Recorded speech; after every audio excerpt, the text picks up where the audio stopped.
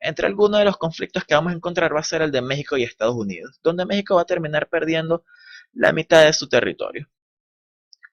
En este conflicto va a iniciar principalmente por la incapacidad de México de tener control sobre sobre su propio territorio, y eso va a ser clave. Eso es un hecho. Pero además, aunque en Estados Unidos y México, Estados Unidos y España habían tenido una cierta de tratados donde se iban a respetar estas colonias, y luego de la independencia de México, esto permaneció así.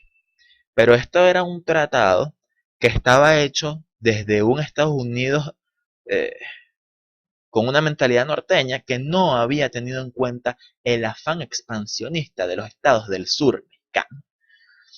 En ese sentido, bajo la jefatura de Sam Houston, comenzó a gestarse un movimiento secesionista en Texas, que terminó separándose de México. Eh, Estados Unidos no va a reconocer inicialmente, o sea, ellos van a solicitar anexionarse a Estados Unidos y Estados Unidos no va a dar una respuesta inmediata a eso. Eh, y eso va a hacer que desde Texas comiencen entonces a aliarse a otros intereses que van a venir, van a empezar a establecer relaciones comerciales con Inglaterra y con Francia. Y la idea de la presencia europea hizo que los norteamericanos, los estadounidenses, cambiaran inmediatamente de parecer. Así que en 1844 proclamó la anexión de Texas. Estados Unidos, con la anexión de estos nuevos territorios, va a hacerse dueño de ricas reservas de oro que van a estimular el desarrollo del capitalismo del norte, eh, entre otros efectos, por supuesto. Y, y sobre todo que le va a dar a Estados Unidos acceso al Pacífico, porque esta guerra por Texas lo que va es a terminar de desencadenar otros conflictos entre México y Estados Unidos, y México no va a estar preparado ni económica, ni militar, ni políticamente para hacer frente a una guerra con Estados Unidos, y va a terminar cediendo sus territorios, y vamos a tener lo que será la conformación del México actual. Entre otras cosas, vamos a tener la guerra de secesión de Estados Unidos. Estados Unidos estaba dividido en dos campos. El norte, que era burgués, capitalista y manufacturero, y el sur, que era aristocrático, esclavista y agrícola. Para Estados Unidos, para que Estados Unidos pudiese librarse definitivamente de toda independencia, de toda dependencia económica de Gran Bretaña y desarrollar su propio potencial capitalista, era necesario que la burguesía norteña derrotara a la aristocracia latifundista del sur, que por supuesto se oponía a las políticas proteccionistas y al estímulo de las manufacturas porque eran dependientes de la mano de obra esclava. Eh, y vamos a hacer énfasis un poco en eso porque el hecho de que en Estados Unidos se haya abolido la esclavitud no va a venir desde una buena voluntad, sino desde un interés económico, comercial.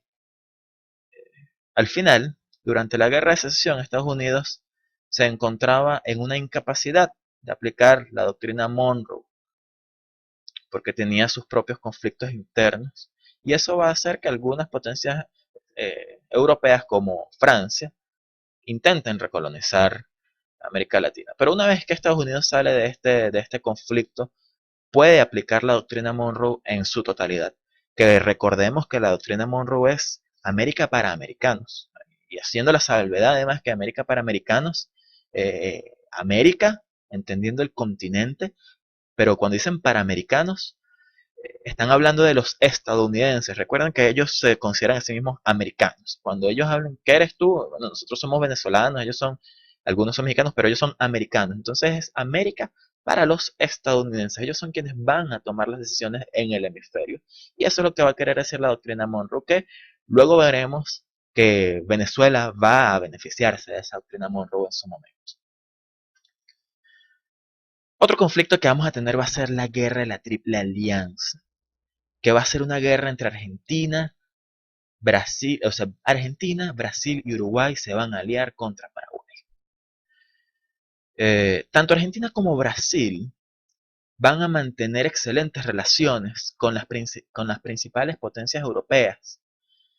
y van a tener una política económica que va a ofrecer más libertades a las mercancías y capitales ingleses y franceses.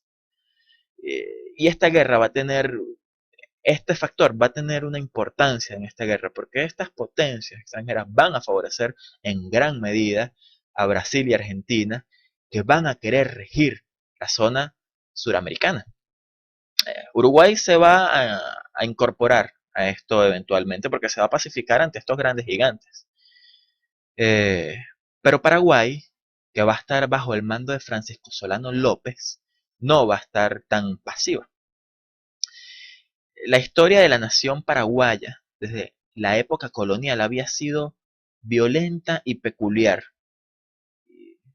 dando a ese país rasgos especiales que lo diferenciaban de sus vecinos. Pero la principal amenaza para los intereses nacionales paraguayos la constituía la política brasileña. Al iniciar la intervención militar brasileña en Uruguay,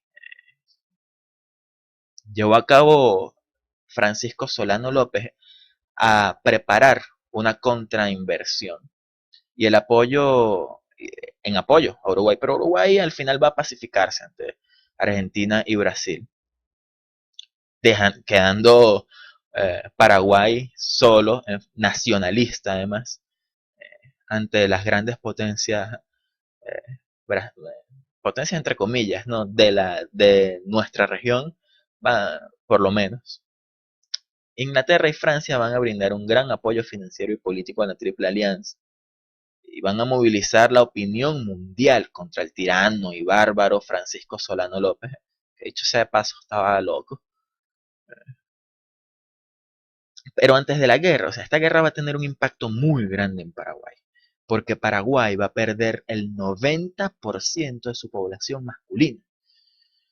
Paraguay tenía aproximadamente 1 millón de personas en ese momento, de habitantes. Y va a quedar con la mitad luego de la guerra. Y Paraguay no va a lograr recuperarse económicamente del impacto de la guerra ni siquiera hasta nuestros días. Va a ser un gran impacto para Paraguay. Luego vamos a tener la guerra del Pacífico. La guerra del Pacífico tuvo por actores a Chile por un lado, a Perú y a Bolivia por otro. Los intereses capitalistas europeos, una vez más, fundamentalmente los ingleses, desempeñaron un importante papel en el conflicto porque se van a aliar con el bando chileno. Chile, Bolivia y Perú estaban en un momento de rivalidad por constituir el primer emporio comercial y portuario en la zona del Pacífico.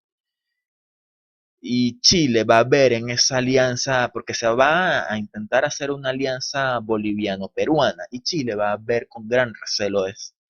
Eh, Chile, que iba triunfando desde el comienzo de la guerra, va a tener además el apoyo cuantioso de Inglaterra. Bolivia va a intentar resistir la ofensiva chilena, pero una vez que Perú se retiró de la lucha, Bolivia no tuvo gran cosa que hacer y va a sufrir una pérdida territorial que aún hoy en día va a reclamar, que va a ser su salida al mar.